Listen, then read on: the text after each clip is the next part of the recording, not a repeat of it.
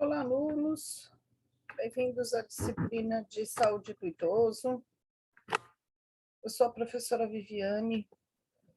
Atualmente eu trabalho no Hospital São Luís, na Redditor, no setor de imagem, mas já passei por diversas áreas aí de conhecimento da enfermagem, tá bom? Inclusive trabalhando com geriatria, home care e tudo mais. Hoje a gente vai começar então a nossa disciplina, tá bom? Sempre ao final da aula, eu deixo lá no aplicativo de vocês a questão de uma atividade complementar, que é o que garante a presença na aula, um vídeo complementar, tá bom? E eu deixo disponível o material para consulta, tá? Só um pouquinho que eu vou compartilhar a tela com vocês. E aí a gente começa a nossa jornada na saúde do idoso, tá bom? Então, vamos lá. Compartilhando a tela.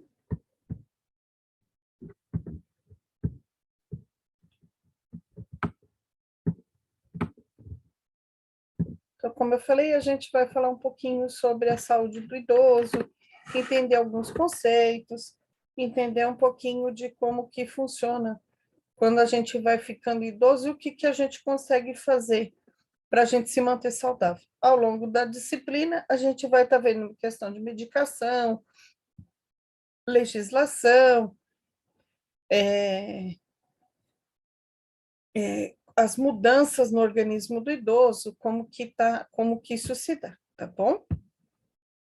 Então, a gente vai entender um pouquinho o que a gente vai ver nessa disciplina. Então, a gente vai, o objetivo dela é compreender os aspectos fisiológicos do envelhecimento. Então, a gente vai ver órgão a órgão, sistema a sistema, como que isso se dá. Identificar as diretrizes legais brasileiras para o cuidado e assistência ao idoso. E perceber-se como um indivíduo que está vivendo num processo de envelhecimento, trazendo essa vivência para a prática assistencial e enfermagem. A gente só tem uma certeza nessa vida, do dia que a gente nasce e que a gente vai envelhecer e morrer, tá bom? E o que a gente pode fazer nesse meio do caminho, de quando eu nasço até quando eu vou morrer, para que eu tenha uma vida o mais saudável possível, tá bom? Tanto que eu até coloquei um casalzinho de idoso aqui, para a gente ver que é possível sim envelhecer com saúde, tá? E a gente vai entender um pouquinho do que esse fenômeno do envelhecimento, né? Então, a população está envelhecendo? Tá, isso é um fenômeno mundial. Eu trouxe alguns dados aqui para vocês, e a gente vai ver a projeção para daqui 2000, hoje a gente está em 2022, por exemplo, para 2050, tá bom? Então, é um fenômeno mundial. A população no mundo acima de 60 anos está crescendo em relação às demais faixas etárias, então, a gente vai ver que está diminuindo o nascimento e está aumentando o envelhecimento. Se a gente for olhar lá para trás, em 1950, por exemplo, no mundo a gente tinha 204 milhões. A projeção para 2050 é de 2 bilhões de idosos acima de 60 anos. Ou seja, cresceu quase 1000%, cresceu 980%, né? Grande parte desses idosos estão em países desenvolvidos, o que a gente chamava antigamente de países de primeiro mundo, tá?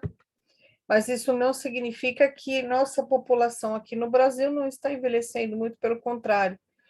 Em 2010, segundo o IBGE, a população de idosos acima de 60 anos era de 20.590.599, ou seja, 10% da população brasileira. A projeção para 2050 é de que esse número chegue a cerca de 64 milhões só no Brasil, ou seja, cresceu, vai representar 29% da população brasileira. E isso traz alguns impactos né, para tudo, na verdade, né? Para questões sociais, para questões psicológicas, para uma série de questões que a gente vai estar abordando e vendo ao longo da disciplina, tá? Segundo a OMS, a Organização Mundial da Saúde, em 2025, o Brasil já será o sexto país em número de idosos acima de 60 anos, ou seja, olha o quanto que a população brasileira está ficando idosa. Aqui eu trouxe para vocês verem, é uma pirâmide etária. Só para a gente relembrar um pouquinho, o azulzinho é a quantidade de homens, o vermelhinho é a população feminina, ou rosinha, depende muito, né, de quando você monta essa pirâmide. Isso aqui era o Brasil, a realidade do Brasil em 1950. Então, a gente tinha a grande parte da população nascida entre 0 e 4 anos, e acima de 60 anos a gente tinha apenas 0,9% nos homens e 1% das mulheres. Chegava no máximo, a 75, 79 anos, tá? Então, à medida que a população ia envelhecendo, ia diminuindo o, o crescimento. Então, por exemplo, ó, nascia 8,4%, mas para chegar só 6,5%, por exemplo, de meninos, chegava na faixa etária de 5 a 9 anos. Então, muitas crianças morriam nessa época, e isso continuava em toda a faixa etária e muito maior conforme ia passando o tempo. Então, a população não vivia muito, vivia no máximo seus 50, 50 e poucos anos, tá bom? E aí a gente faz uma projeção, tá? 2021, olha a diferença. A base era larga e a ponta era estreita. Se a gente for olhar para o ano passado, 2021, né? Olha o tanto que a gente tinha aqui, 53 milhões em 1950. Agora a gente já tem 365 milhões, né, da população. E só vai crescendo, tá? Proporcionalmente a gente diminui um pouquinho aqui para 2050, mas em virtude de poucos nascimentos, ou seja, aquela população que nascia muito, nasce pouco já em 2021. Então, passou para 10.083 do sexo, 283 do sexo masculino e 9.805 do sexo feminino. Se eu fizer uma projeção para 2050, vai nascer só 6.817, tá? E 6.499. Agora, se eu for olhar para aquela população que eu tinha pouco, olha como eu já tenho muito mais idade aqui, ó. 8.907 idosos, praticamente a mesma quantidade de crianças. E olha aqui, muito mais mulheres sobrevivendo acima dos 60 anos do que nascendo. E esse número só aumenta, então de 8.900 passa para 13.000 em 2050. De 11.000, por exemplo, passa para 14.000 do sexo feminino em 2050. Então, assim, é clássico, as projeções, a pirâmide está invertendo. O que aqui eu tinha uma base larga, aqui eu tenho uma base estreita e cada vez mais estreita com a ponta mais larga, ou seja, eu vou ter bastante idosos acima dos seus 75 anos, coisa que lá em 1950 ninguém podia imaginar que isso iria acontecer. Mas isso tem muito fundamento, né? A qualidade de vida é outra, o acesso a recursos de saúde, educação e formação é totalmente diferente. E isso faz com que a população envelheça, tá? Então, por que que isso, além desses fatores, contribui para isso? Está nascendo muito menos criança, né? Então, eu reduzo o número de nascimento, eu reduzo o número de morte e eu aumento a expectativa de vida, tá? Então, até 2025, ou seja, não falta muito para isso, nascerão crianças abaixo da taxa de fertilidade necessária para se manter o equilíbrio. O que significa? É preciso que cada mulher tenha pelo menos 2,01 na estatística de filhos. E hoje, no Brasil, a base é de 1,94, ou seja, dificilmente a gente vê um casal mais na nossa faixa etária dos 20 aos 40 anos, que é uma idade fértil, raramente a gente vê um casal com mais de um filho, tá? Quanto maior a formação, maior a condição e a educação e a formação educacional dessas mulheres, menor é a taxa de natalidade, tá? O ideal seriam 2 crianças e hoje a gente tem uma, tá? Ou seja, em 2050 eu vou ter 172 idosos para cada 100 crianças entre 0 e 14 anos.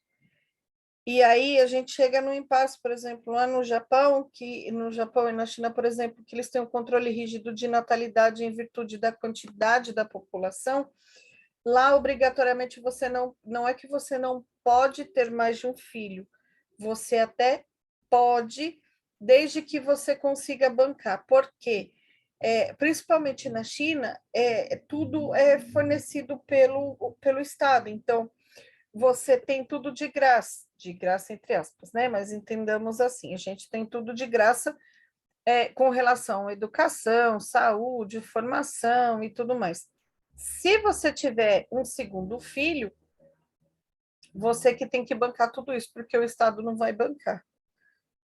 Então, óbvio, né? A população tem um controle sobre isso. Poucas pessoas têm um segundo filho, a ponto de que chegou uma fase que não estava nascendo praticamente mais crianças e não tem quem vai cuidar do idoso, porque nesses países, por exemplo, de formação japonesa ou de cultura chinesa, por exemplo, a responsabilidade é dos filhos, tá? Inclusive, é, é relacionado, por exemplo, ao sexo. Então, muitas mulheres praticavam aborto porque queriam a criança do sexo masculino, porque é a responsabilidade por cuidar da família. Então, você tinha garantido que o seu filho ia cuidar de você. Então, até isso é complicado lá, tá? Idosos hoje com mais de 80 anos já são numerosos em países desenvolvidos, mas ainda são 1% da população total, ou seja, ainda assim são muito idosos. 69 milhões de idosos têm acima de 80 anos. No Brasil, essa proporção é de 1,1, né, da população total, e se eu for olhar só para os idosos, 13% da população acima de 60 anos tem acima de 80. Envelhecimento significa conquistas para a sociedade, porém é um grande desafio por aquilo que eu falei, né? Então, requer cuidados de saúde, aposentadoria, condição de vida, relações intergeracionais, ou seja, o quanto que é difícil se relacionar, por exemplo, o idoso com o neto ou com o bisneto, uma vez que ele vai estar chegando nas gerações que a gente não chegava antes, né? Então, poucos de nós conhecemos os nossos bisavós, que dirá de tataravós. Na minha família, hoje, eu tenho primos que conhecem o tataravó, ou seja, né, na família, o quanto que ele já envelheceu. Então, é um exemplo de uma pessoa que tem mais de 80 anos, que, óbvio, o neto dela teve filho com 15, 14 para 15 anos, e assim sucessivamente os netos e bisnetos cedos, tá? Isso pode acontecer. Então, esse processo de envelhecimento, ele abrange a saúde, não somente o controle de doenças. Então, tem que pensar no bem-estar físico, psíquico, social, para melhorar a qualidade de vida. Isso passa por problemas graves sociais e que envolve demandas familiares que a gente não tem muito controle sobre isso, tá? E aí a gente vai entender alguns conceitos que vão ser comuns na vivência de vocês, tá? No dia a dia de vocês, quando vocês começarem a trabalhar na área da saúde, tá bom? Gerontologia, então, é a ciência do envelhecimento. Ela vai estudar, né, todos os aspectos que envolvem o envelhecimento. Antropologia, psicologia, aspectos legais, sociais, o ambiente, economia, ética, política e saúde, tá? Então, é a ciência que estuda. Quando a gente fala em geriatria, é a parte que cuida do idoso. Então, a gente liga muito isso à questão da medicina, é o geriatra, é aquele que cuida, né, que cura, que dá atenção primária, secundária ou terciária, né? Entenda-se como uma subespecialidade na área da saúde, tá bom? Senescência, né? Não é incomum a gente ouvir na área hospitalar, então é a soma das alterações orgânicas, funcionais, psicológicas que faz parte do envelhecimento. É mais fácil a gente ouvir a palavra senil, mas ela está relacionada a esses conceitos, tá? Ou senilidade, né? Que são modificações que vão acompanhando a saúde do idoso, a pessoa idosa. Envelhecimento é um fenômeno comum, faz parte de todos os seres humanos, a gente vai passar por isso, quer queira, nós quer não. Alguns gostam de ser mais, de envelhecer, outros não. Alguns não têm problema com dizer a idade, outros têm. Então, isso é muito relativo e vai de idoso para idoso, tá? Mas é um processo comum da vida.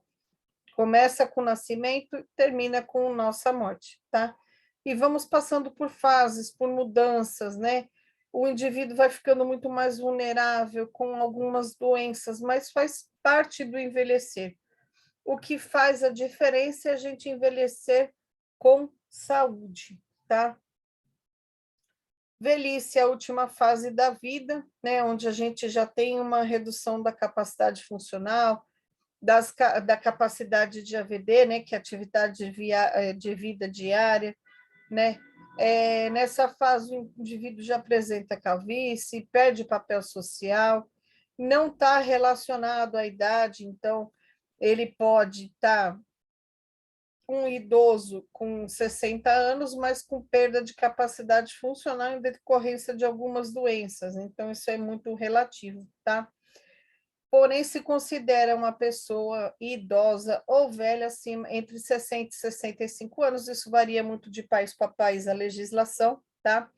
E aí eles classificam esses idosos entre idosos jovens, entre 65 e 74 anos, ó, ainda é um jovem, 74 anos. Idoso de meia idade, de 75 a 84 anos, e o idoso velho é aquele idoso, fica até feio de falar, né, velho, né? Parece aquela coisa que já está bem gasta, mas é um termo, tá? Idoso velho é o idoso acima de 65 anos, tá bom? Envelhecimento ativo, então, é o envelhecer com qualidade de vida. Isso é primordial, é isso que a gente quer para todo e qualquer idoso. Mas para que isso aconteça, a gente tem que começar antes de ser idoso, né? Então, manter uma qualidade de vida, com uma boa dieta, hábitos saudáveis de vida, tanto de alimentação quanto de atividade física, tá bom? A autonomia é a habilidade de fazer as coisas, né? De controlar, lidar, tomar decisão, como que ele vive diariamente, suas próprias regras, suas preferências. Ele tem total liberdade para ir e vir e fazer aquilo que ele quer.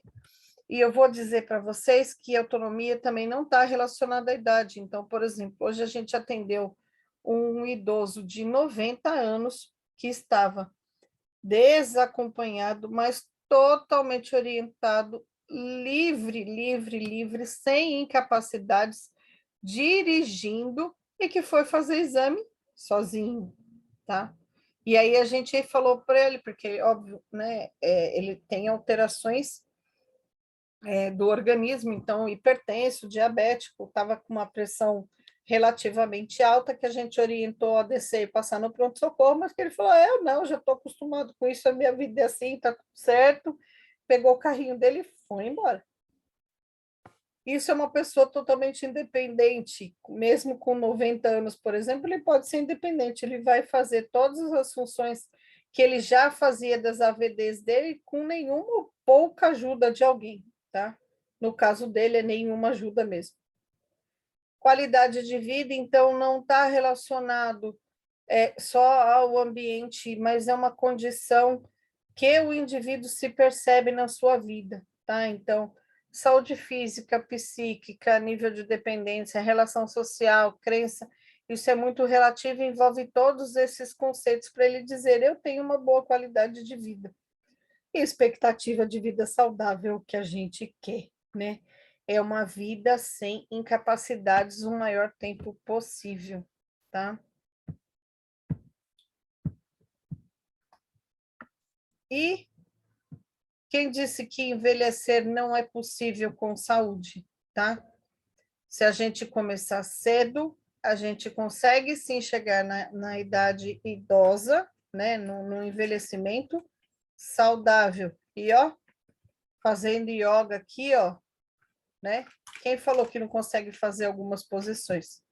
Todo mundo é capaz de fazer isso, tá bom? Essa foi a aulinha de hoje. Espero que tenham entendido. Dúvidas, eu vou deixar meu e-mail lá para que vocês possam mandar, tá bom? Qualquer dúvida, estou à disposição. Não esqueçam nunca de responder o questionário, tá bom? E de assistir o vídeo complementar. Abraço a todos e até a próxima aula.